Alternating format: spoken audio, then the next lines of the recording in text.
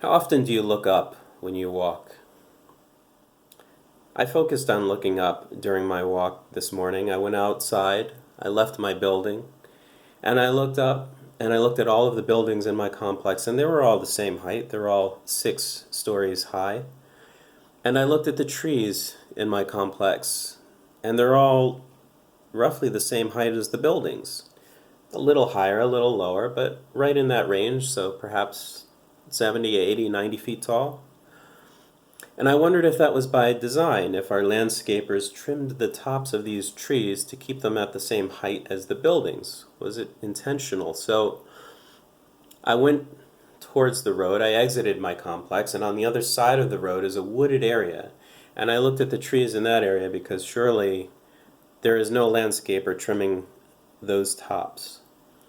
And indeed, they were the same height as the trees in my complex. And so I wondered, what is so special about that elevation? I don't know the answer to it, but I might Google it. And so as I continued on my walk, I looked at the tops of trees and the tops of buildings, and I saw squirrels chasing each other up and down the trunks of trees. I wasn't sure if they were playing or if they were fighting. And I saw birds flying, and I heard an owl hoot.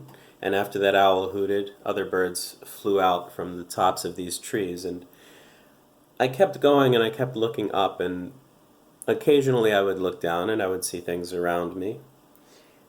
And in the distance, I saw a mother talking to her child. And I didn't know what they were talking about, but I could tell by her posture that she was disciplining him, that she was teaching him a lesson with her words.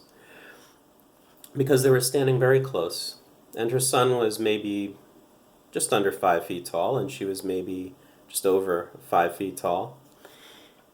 And she was standing very close to him, and she looked down on him when she spoke, and her hands were behind her back, and he listened attentively. And I thought, she looks like a good mother.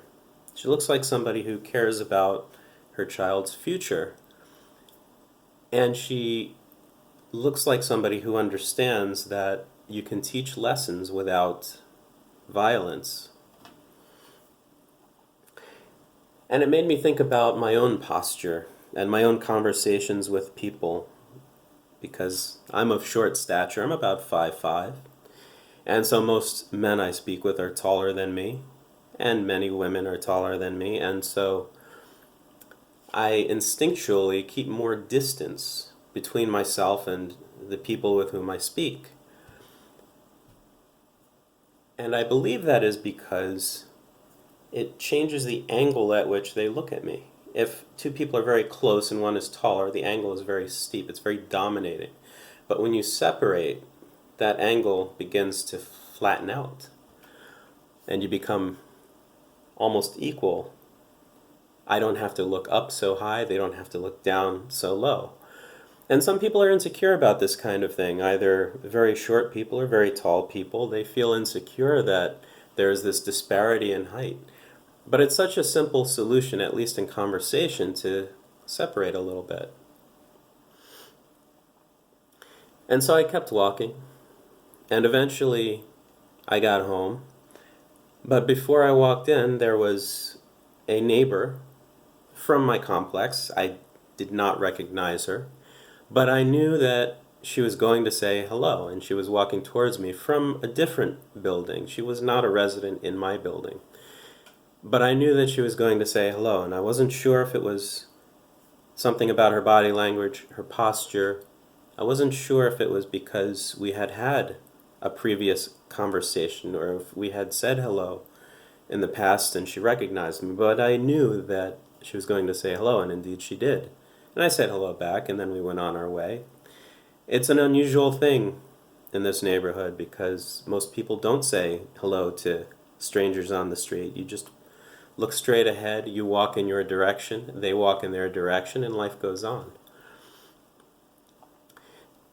And I wondered if indeed we had had a conversation previously, and so me not remembering her is something that I need to work on if that was the case. There are certainly people who I don't remember, and they remember me, and it can be awkward at times. But I will try to remember her. And when I got into my building, and I got into the elevator, my cleaning person was in there, a new cleaning person who started work 2 weeks ago, replacing the person who had retired before him. And I remembered his name, though I don't think I did a good job of pronouncing it. And I said to him, I said, Shalop, right? And he smiled and he said, it's close, Shalop, something like that. I'm going to try that next time and ask him if I'm closer. And then he did something amazing. He asked me, are you satisfied with my work? Are you satisfied with my work? I was blown away because that's not something that one would expect to hear from the person who cleans their building. We have these stereotypes, oh, what is that job? But in those few words, it showed me that he really cared about the work that he did, that he took pride in the work that he did, and that there is a lot more to him than one might expect. And I wouldn't have known that had I not taken the initiative and had that initial conversation